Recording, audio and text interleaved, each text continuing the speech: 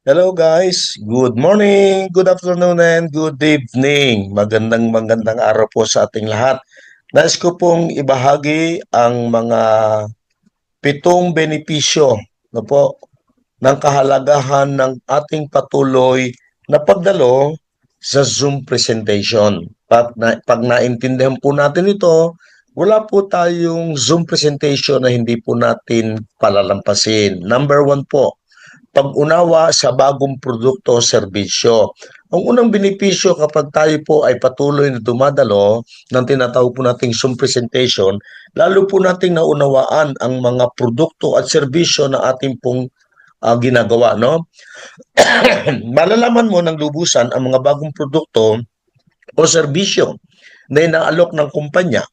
Makakakuha ka ng impormasyon tungkol sa mga feature, benepisyo at kung paano ito makatutulong sa iyong negosyo o personal na pangailangan. Maaari ding may mga demonstrasyon o tutorial na ipakikita lalo na po kung tayo ay bago at tayo po ay nag-sign up at hindi po tayo makaka-attend ng mga Zoom presentation. So yung pong mga informations na dapat po ay alam natin ay yun po ay malalampasan tayo. Number two, networking at pakikipag-ugnayan. Second benefits of attending Zoom presentation ay yung pong network or networking. Magkakaroon ka ng pagkakataon na makipag-ugnayan sa iba't ibang mga profession sa industriya. Maaari kang makakilala ng mga potential na kliyente, supplier o business partners.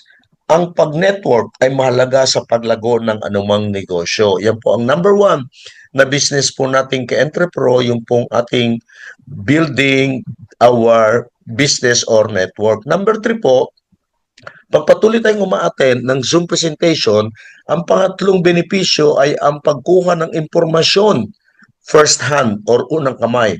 Makakarinig ka ng mga direktibang impormasyon mula sa mga eksperto at leader ng kumpanya.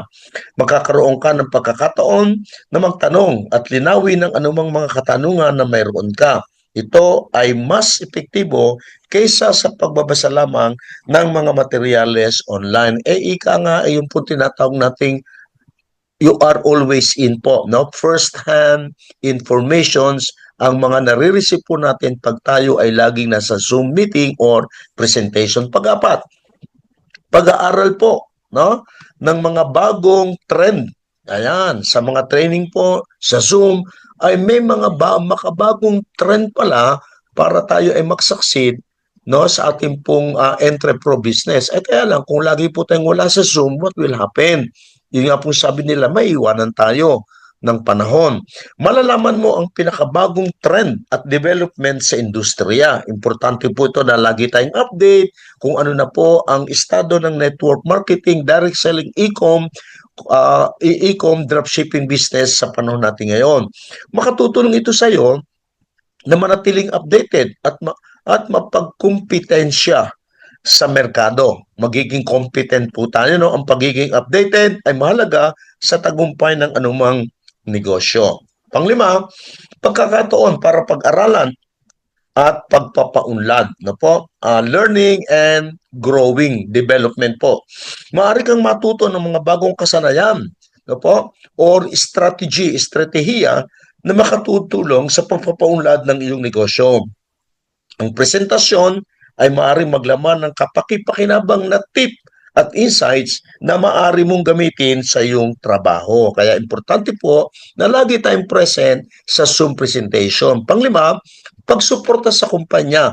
Yan lang po ay isang bagay na pagpapakita na we are 100% supporting yung pong ginagawa ng Entrepro.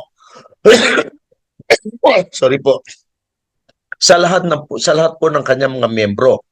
No? Kaya may mga programa pong ibinababa si Entrepro na tayo pong lahat ay dapat pong sumuporta. Ang pagdalo sa presentasyon ay isang paraan ng pagpapakita ng iyong suporta sa kumpanya. Ito ay mahalaga lalo na kung ikaw ay isang kliyente, empleyado o investor ng kumpanya. Kaya nga, opportunity na magdala tayo ng mga tinatawag nating client or prospects no po of friends po natin no sa loob po ng ating Zoom presentation. At ang pagpito, pagkakataon para sa Q&A feedback. May opportunity tayo na magtanong.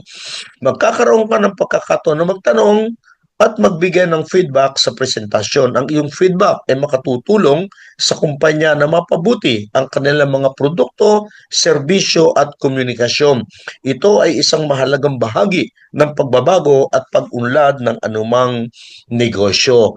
Ito po ang simpleng 7 benepisyo pag tayo pong lahat ay laging umaattend sa ating Zoom presentation. So dalangin ko po, bukas ay magkita-kita po tayo po sa ating pong Zoom presentation sa ganap na 8 ng gabi.